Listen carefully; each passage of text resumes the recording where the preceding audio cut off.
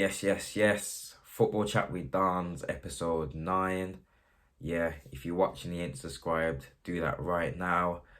Love to everyone watching so far. But yeah, had to get straight into this because it's been a mad week for football. Like, when I say football, more so off the field with transfers because, yeah, it seems like the Premier League are turning it into seems like the clubs are turning it into Football Manager or something like that because yeah, we've had a mad week. I think we have to start with probably what I think will be the biggest transfer, especially in the Premier League anyway, and that's Gareth Bale returning to Tottenham Hotspur after 6-7 years of being at Madrid. It looks as though Tottenham are going to be able to get Gareth Bale on loan.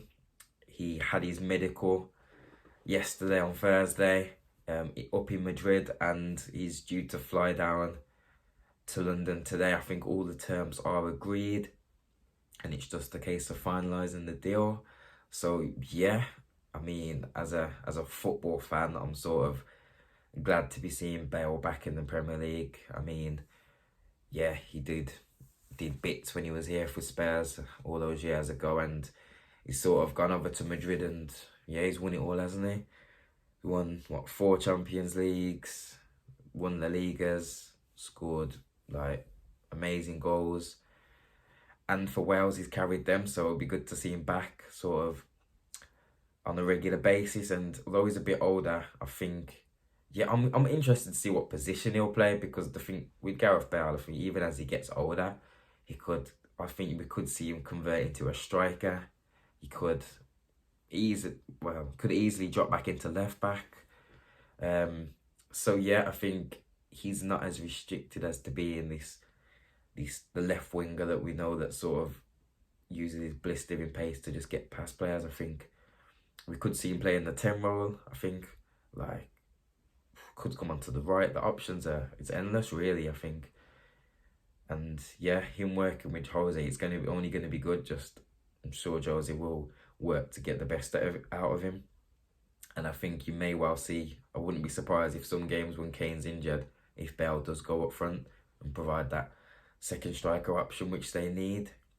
So yeah, I'm not too sure about the actual fine points of the deal. I think I've heard different rumours of Real Madrid are paying wages, Spurs are paying wages, but I think the reality is there's some compromise being made. I think that's all that can be said.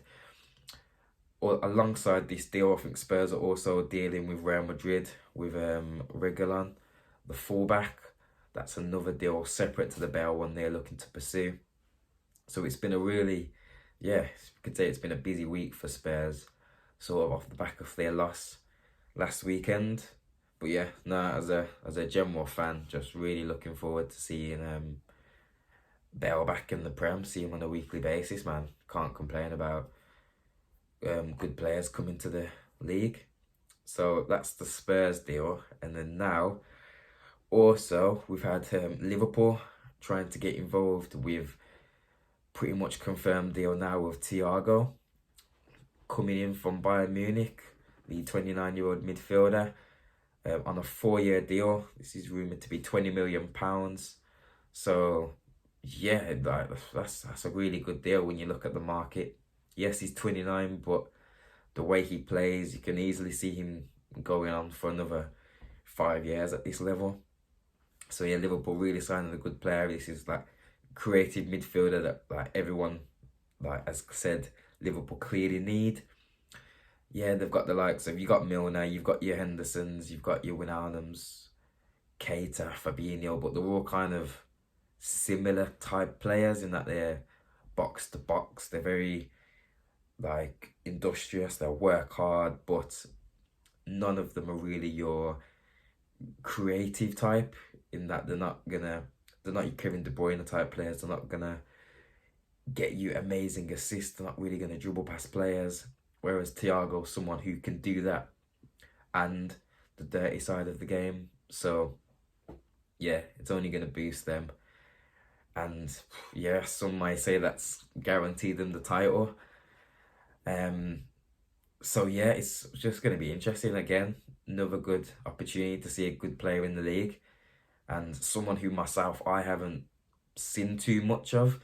I mean, with him playing in Spain and in Germany, these are the leagues I don't get to watch on a weekly basis. So yeah, it's good to see him in this league again, and yeah, be interesting to see again if will Man City react to this, because yes, they're going to be hungry for this league, but you would say the signings that they've made, are they going to improve their starting 11? And I would say probably not. The signings that they've made, they're more for the squad. And yeah, whereas Liverpool signing, you could say Thiago comes in and immediately you'd say he would improve their starting 11. So yeah, it's all good. All good if you're a Liverpool fan anyway. So yeah. Sort of, we had a couple players re-sign deals, and start with the Aubameyang. Now, yeah, pretty funny actually, because Arsenal they made a mad deal about this. I think on the day they changed their bio and put, what did I say? There was like, if you're reading this, turn post notifications on, something like that. They put that in their Twitter bio. So I saw that, and then to be fair, I thought it was a player signing, like a new signing, and then obviously later in the day we saw the announcement of Emerick Aubameyang signing his new 3-year deal at the club. And yeah, I mean, it's obviously amazing for the club. He's one of the best strikers in the league, if not the world at the moment. And yeah, I think Arsenal could count themselves very lucky to be signing a striker like that, as I do think someone like Man United, like, you would have benefited greatly from signing someone like him. But it makes sense. I say he seems like he's bought into the Arsenal tradition, the history. I saw the video of him and Ian Wright, so them two seem pretty pally. So yeah, and Aubameyang's pretty happy with the fact of just signing a 3-year deal and sort of securing his future, securing his status that no matter what will be a top club in England, in staying at Arsenal. So he speaks about trying to be a legend and follow the footsteps of Ian Wright, and yeah, all I can do is wish him the best. And yeah, Arsenal got themselves a good player there.